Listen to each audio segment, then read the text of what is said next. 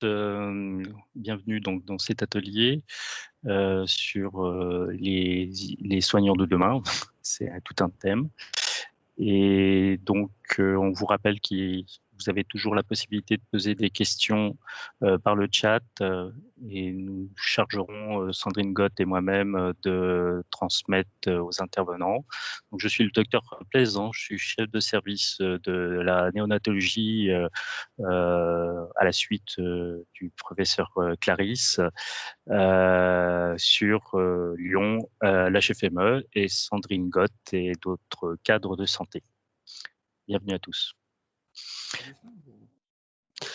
Alors, on va commencer par le première intervention. C'est Madame Audrey Laronne-Junot, qui est cadre conseil en sciences infirmières à Sainte-Justine, au Québec, et qui va nous faire un exposé sur l'impact d'une communauté virtuelle de pratique sur l'implantation des meilleures pratiques infirmières. Nous lui donnons la parole. Oui, bonjour à tous. Je suis très heureuse d'être parmi vous ce matin. Donc, comme vous l'avez mentionné, mon nom est Audrey Laronde-Junot. Je suis cadre conseil en sciences infirmières pour la néonatologie à l'hôpital Sainte-Justine au Québec. Et aujourd'hui, je viens vous présenter le projet pour mieux soigner l'impact d'une communauté virtuelle de pratique sur l'implantation des meilleures pratiques infirmières. Alors, les objectifs de cette présentation sont de connaître les défis d'implantation des meilleures pratiques infirmières au sein des unités néonatales et d'explorer comment une communauté virtuelle permet le partage d'informations et le transfert de connaissances. Pour le plan de la présentation, je vais d'abord vous faire une mise en contexte du projet, vous décrire par la suite la communauté virtuelle de pratique qui a été développée et finalement vous présenter les retombées sur les patients familles.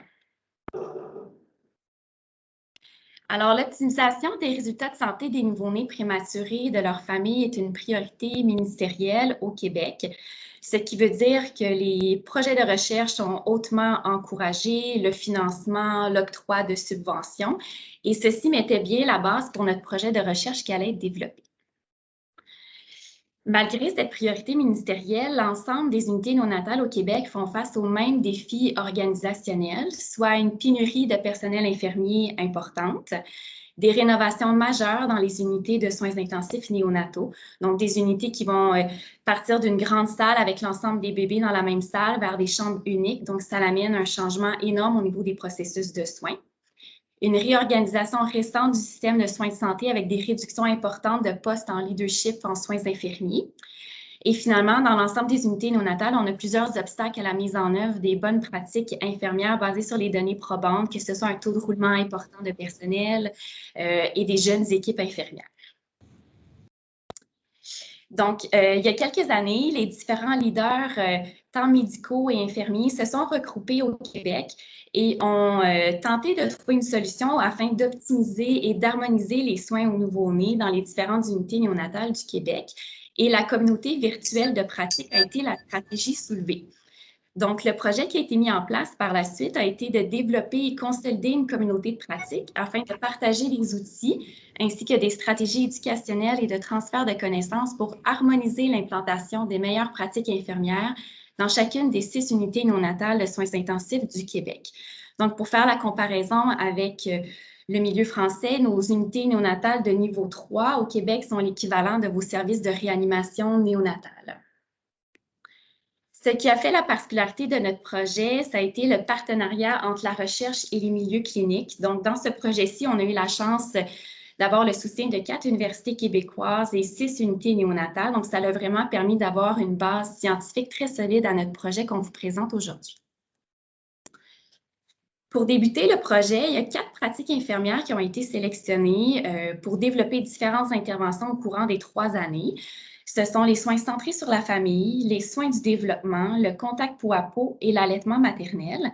La raison du choix de ces pratiques, c'est qu'elles sont principalement déployées par des infirmières. Elles sont peu coûteuses et la littérature démontre bien que ces pratiques permettent de diminuer la durée d'hospitalisation, favoriser le développement neuromoteur des nouveau-nés, favoriser le sentiment de compétence parentale. Mais malgré l'ensemble des évidences, il reste que c'est des pratiques qui sont sous-utilisées dans les unités néonatales au Québec.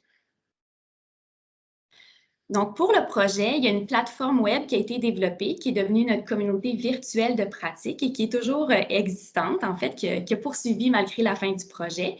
C'est une plateforme sur laquelle les leaders infirmiers des différentes unités néonatales pouvaient se retrouver, poser des questions, échanger leurs pratiques, partager des documents, et ça a permis également de faire de nombreuses formations qui ont été partagées à travers le Québec. Suite à des observations dans les unités néonatales au Québec, on a remarqué des disparités finalement en termes de pratiques cliniques. Et il y a des priorités qui ont été établies pour le projet. Donc, au niveau de l'allaitement maternel, notre priorité était d'améliorer le délai avant la première alimentation suite à la naissance et d'augmenter le sentiment d'auto-efficacité maternelle chez les mères en lien avec la production de lait maternel. Pour le contact peau à peau, notre souhait était de réduire le délai avant le premier toucher, la première sortie en contact peau à peau suite à la naissance. Et finalement, pour les soins du développement, nous voulions établir une politique d'éclairage cyclique pour tous les centres parce que c'était quelque chose d'inexistant au Québec et de standardiser les pratiques de lit au niveau de la taille de lit élevée et baissée. Donc, il y avait énormément de disparités au Québec par rapport au niveau de la taille de lit dans les unités néonatales. Au courant des 3 années du projet, la communauté de pratique a mis en place plusieurs activités. Et la clé de la réussite d'une communauté virtuelle, c'est le partenariat et la collaboration entre les membres. Donc, avant la COVID, on avait eu la chance de visiter les unités néonatales, de faire des rencontres dans différentes villes au Québec afin de consolider les liens entre les leaders infirmiers. On a offert de nombreux webinaires et partage de documents. Donc, ce qu'on voulait, c'est éviter le travail en silo. Tous les leaders infirmiers travaillaient sur les mêmes sujets, chacun de leur côté au Québec. Donc, on a voulu centraliser les efforts à un même endroit, soit la communauté virtuelle de pratique. Par la suite, on a outillé les infirmières des unités à développer des projets d'amélioration continue et en assurer la pérennité sur leur unité pour que la pérennité finalement du projet dépasse le 3 ans de la subvention. Et on a créé des lignes directrices communes au sein du Québec. Et je vais vous montrer quelques exemples. Donc, le premier outil qui a été développé, c'est une affiche sur le positionnement du nouveau-né à l'unité néonatale. Donc, on a rassemblé les leaders infirmiers des unités de soins intensifs ainsi que des professionnels comme les ergothérapeutes et les physiothérapeutes qui sont nos spécialistes du développement et du positionnement au Québec. Et maintenant, cette affiche-ci est disponible dans les unités néonatales à travers le Québec, ce qui fait en sorte que le parent qui va transiter par différentes unités pendant l'hospitalisation va avoir une continuité dans la terminologie qui est utilisée, le type de soins qui est offert à son enfant, et les soignants vont utiliser les mêmes pratiques à travers le Québec. Également, la communauté virtuelle de néonatologie a permis de développer les premières lignes directrices pour l'éclairage à l'unité néonatale au Québec. Donc, présentement, c'était très infirmière dépendant selon le moment de la journée, selon le souhait des parents. Et des lignes directrices ont été établies qui sont maintenant disponibles à travers le Québec. Comme il s'agissait d'un projet de recherche, bien entendu, il y a des collectes de données qui ont été effectuées en pré et en post. Donc, ça consistait à la fois en des observations sur les unités néonatales, que ce soit le bruit, la lumière, le positionnement du nouveau-né à l'aide de grilles standardisées et validées. On a effectué également une revue des dossiers de patients en ce qui concerne les pratiques pour l'allaitement et la méthode kangourou. Et finalement, les parents ont répondu à des questionnaires sur les différentes pratiques infirmières qui ont été ciblées. Je vais vous présenter quelques résultats en bref parce que vous pouvez comprendre qu'il y en a énormément après un projet de 3 ans. Donc, au niveau de l'allaitement, la proportion des nouveau-nés prématurés qui ont reçu du lait maternel au moins une fois pendant leur séjour à l'hôpital a augmenté de façon significative, soit 80 en pré à 97 en post. Les nouveau-nés qui recevaient que du lait maternel au moment du congé a également augmenté de 56 à 60 Les scores d'auto-efficacité de l'allaitement maternel se sont améliorés dans l'ensemble des unités néonatales. Et on a également vu une réduction du délai entre la naissance du nouveau-né et le premier contact avec le parent.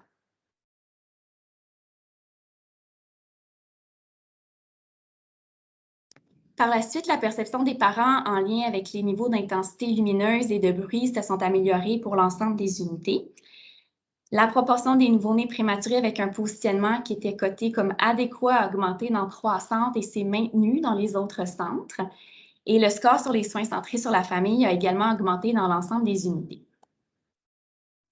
Donc, à la lumière des résultats, à l'échelle provinciale, la CVP a permis dans les 3 dernières années de permettre un réseautage essentiel entre les unités néonatales, ainsi que la réalisation d'activités qui ont favorisé les résultats de santé des nouveau-nés prématurés et leurs familles au Québec. Alors, on est bien heureux de vous annoncer que notre prochaine étape est d'ajouter 23 unités néonatales de niveau 2 au Québec dans 2 semaines. Donc, notre plateforme a été sélectionnée par le ministère au niveau du Québec pour être hébergée et financée, ce qui veut dire que dorénavant, notre communauté va toucher l'ensemble des unités néonatales au Québec, donc près d'une trentaine d'unités néonatales. Et notre souhait est vraiment un jour également de pouvoir la déployer peut-être au niveau de la francophonie de façon plus élargie. Donc, je vous remercie énormément pour votre écoute et je suis prête à répondre aux questions.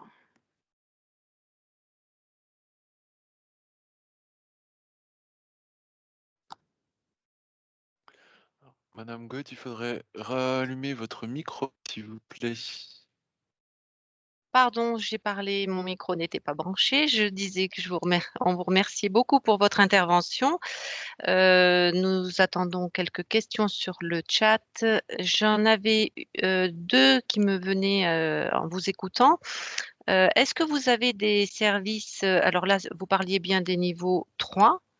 Vous avez des services qui sont séparés niveau 3, niveau 2, niveau 1, ou est-ce que vous avez des services qui comprennent les 2 niveaux de soins?